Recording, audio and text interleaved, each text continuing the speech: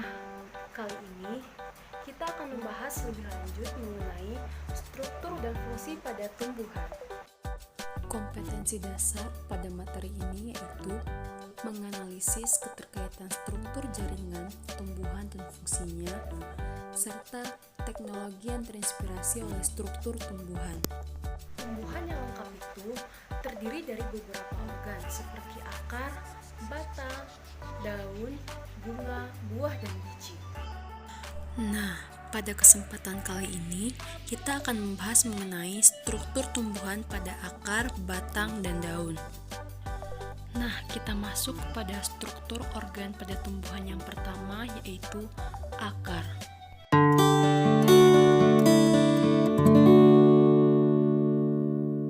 Akar memiliki ciri-ciri yang pertama.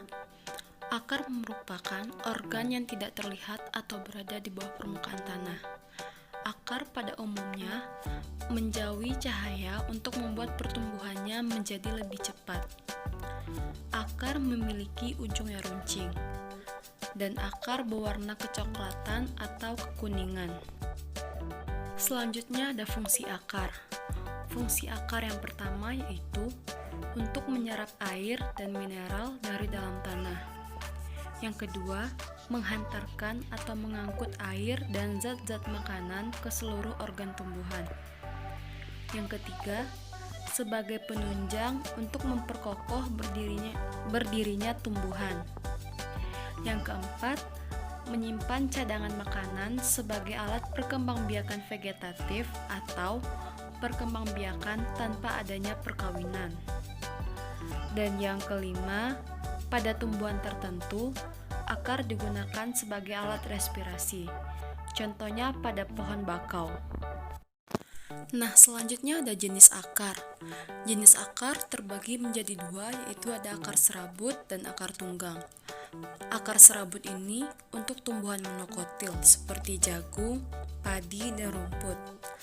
Sedangkan akar tunggang untuk tumbuhan dikotil, contohnya kacang tanah dan mangga.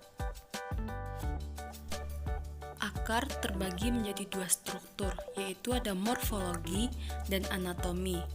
Morfologi ini seperti pangkal akar, cabang akar, rambut akar, ujung akar, dan batang akar.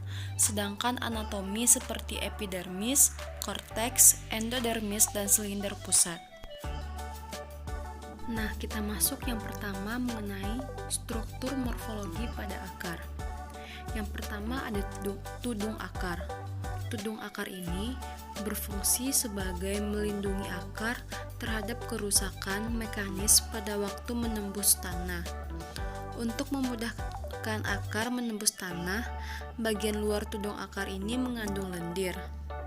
Yang kedua, ada rambut-rambut akar. Rambut-rambut akar ini akan memperluas daerah penyerapan air dan mineral. Rambut-rambut akar hanya tumbuh dekat ujung akar dan umumnya relatif pendek. Bila akar tumbuh memanjang ke dalam tanah, maka pada ujung akar yang lebih muda akan terbentuk rambut-rambut akar yang baru. Sedangkan rambut akar yang lebih tua akan hancur dan mati. Berikutnya ada struktur anatomi akar. Yang pertama ada epidermis, yaitu terletak pada bagian luar. Epidermis akar terdiri dari selapis sel yang tersusun rapat. Dinding sel epidermis tipis dan mudah dilalui oleh air. Sel-sel epidermis akan bermodifikasi membentuk rambut-rambut akar. Yang kedua ada korteks atau bagian tengah. Korteks akar terdiri dari beberapa lapis sel yang berdinding tipis. Di dalam korteks akar terdapat ruang-ruang antar sel. Ruang-ruang antar sel ini berperan dalam pertukaran gas. Korteks berfungsi sebagai tempat menyimpan cadangan makanan. Yang ketiga ada bagian dalam atau endodermis. Endodermis akar terdiri dari selapis sel yang tebal. Batas korteks dengan endodermis terlihat jelas jika diamati di bawah mikroskop. Endodermis berperan sebagai pengatur jalannya larutan yang diserap dari tanah masuk ke silinder pusat. Yang keempat ada silinder pusat atau bagian pusat. Silinder pusat merupakan tempat di mana akar mentransportasikan unsur hara dan juga mineral ke atas untuk fotosintesis. Silinder pusat dibagi menjadi perisikel, pembuluh yaitu ada xilem dan phloem. Xilem membawa air dan phloem yang membawa hasil fotosintesis. Nah, yang terakhir ada zona pemanjangan akar. Jika dipotong memanjang, akar terbagi menjadi 3 bagian. Yang pertama ada diferensiasi atau zona pematangan. Ketika jaringan mulai dengan jaringan lainnya, atau ketika sel menjadi spesialis. Contohnya ada epidermis menjadi rambut akar. Yang kedua ada zona pemanjangan. Biasanya daerah pendewasaan, yaitu dari sel yang kecil menjadi sel yang besar. Yang ketiga ada zona pembelahan sel. Merupakan jaringan yang selalu membelah dikarenakan memiliki meristem apikal. Contohnya, tudung akar yang berfungsi untuk menembus tanah. Nah, struktur organ pada tumbuhan yang kedua yaitu ada batang.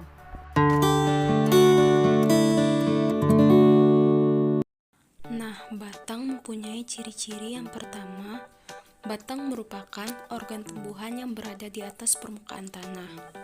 Yang kedua, batang merupakan tempat daun, bunga, dan juga buah melekat. Yang ketiga, pada batang juga terdapat yang disebut nodus atau buku dan juga internodus ruas. Yang keempat, tumbuhan monokotil, ruas batang pada tumbuhannya terlihat jelas, sedangkan pada dikotil, ruas pada batangnya tidak terlihat dengan jelas. Nah, selanjutnya ada fungsi batang. Fungsi batang yang pertama sebagai menyimpan cadangan makanan. Yang kedua, batang berfungsi sebagai tempat melekatnya daun, bunga, dan buah. Yang ketiga, batang berfungsi sebagai menyalurkan air serta garam atau mineral ke daun dan juga menyalurkan zat makanan ke seluruh organ tumbuhan. Yang keempat, batang berfungsi sebagai mengarahkan tumbuhan supaya mendapatkan cahaya matahari yang cukup, sehingga dapat melakukan fotosintesis dengan maksimal. Nah, selanjutnya ada struktur morfologi batang. Yang pertama ada batang tumbuhan basah. Batang basah memiliki ciri-ciri utama yaitu lunak, berair, dan pendek. Karena sifatnya yang lunak, maka batangnya tidak keras dan mudah dipotong. Contohnya pisang, bayam, pacar air, selada air, dan kangkung. Yang kedua, ada batang berkayu. Batangnya keras dan berwarna coklat, mempunyai kambium atau jaringan kayu dan lentisel. Ukurannya yang besar dari aktivitas pertumbuhan jaringan meristem kambium. Usianya relatif panjang. Contohnya ada pohon jati, pohon nangka, pohon jambu, pohon mahoni, pohon albasia, dan pohon trambesi. Yang ketiga ada batang tumbuhan rumput.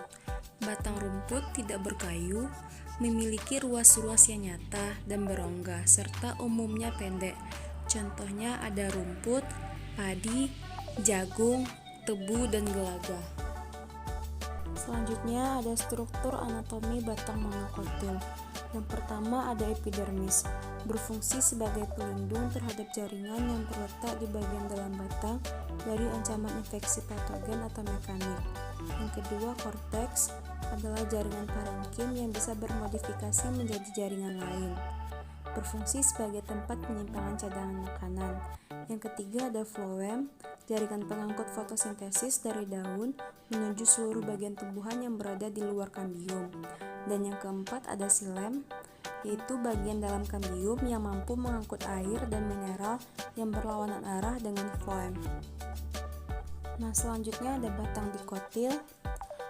Pada batang dikotil ini, fungsinya hampir sama dengan pada batang monokotil, seperti epidermis sebagai pelindung, korteks sebagai tempat penyimpanan cadangan makanan, dan yang membedakannya pada empulur atau lingkaran tahun.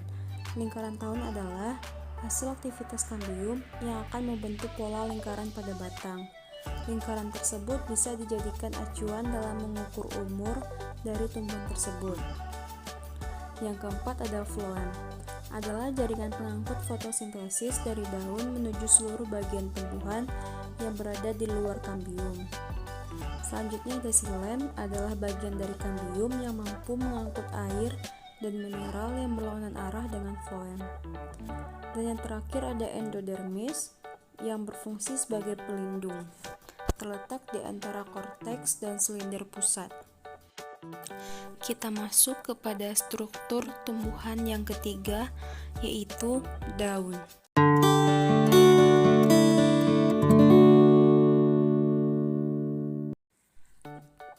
Ciri-ciri daun yang pertama yaitu daun umumnya berbentuk pipi dan lebar.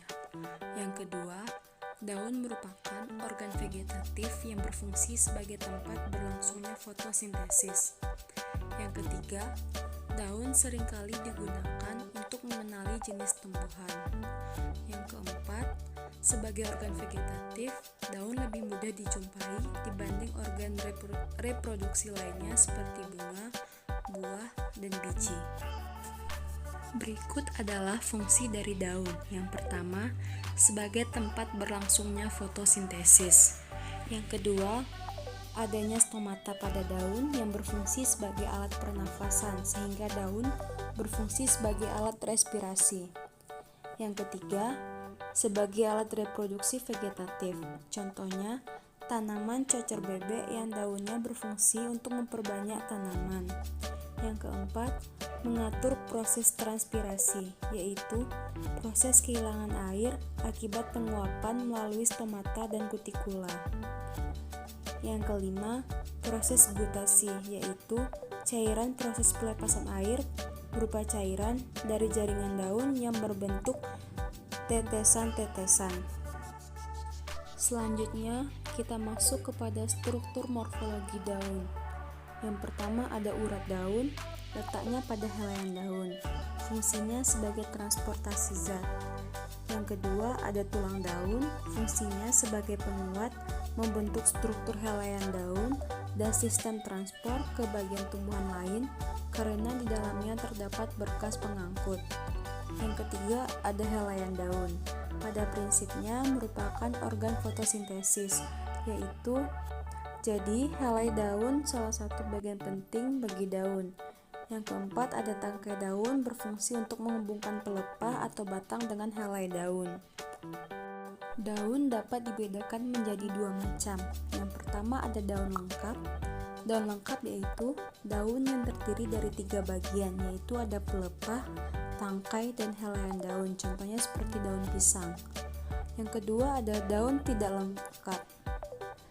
Daun tidak lengkap yaitu daun yang terdiri dari 1 atau 2 bagian saja.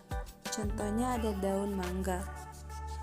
Dan berdasarkan jumlah helaian daun, daun dikelompokkan menjadi 2, yaitu ada daun tunggal dan daun majemuk.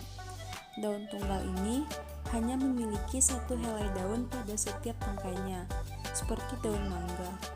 Sedangkan daun majemuk ini memiliki banyak helai daun pada setiap tangkainya, seperti daun putri malu. Kita masuk kepada struktur anatomi daun. Yang pertama, fungsi jaringan epidermis daun yaitu untuk melindungi lapisan sel di bagian dalam dari kekeringan dan menjaga bentuk daun agar tetap. Yang kedua ada fungsi kutikula daun, yaitu untuk mencegah penguapan air melalui permukaan daun. Yang ketiga ada stomata, fungsinya sebagai jalan masuk dan keluarnya udara. Dan yang keempat ada mesofil, untuk tempat berlangsungnya fotosintesis. Nah, yang terakhir ada bentuk daun. Yang pertama ada tulang daun sejajar, contohnya padi, tebu, dan semua jenis rerumputan. Yang kedua ada tulang daun menjari, contohnya tumbuhan pepaya, singkong, kapas, dan jarak. Yang ketiga ada tulang daun menirip seperti jambu, mangga, nangka, jeruk, dan rambutan. Yang keempat ada tulang daun melengkung seperti tumbuhan sirih, eceng gondok, kuping gajah, dan genjer. Nah, bagaimana? Apa sudah paham dengan materi yang telah Ibu jelaskan tadi? Lah, Sekian pemaparan materi pada kali ini. Sampai jumpa pada materi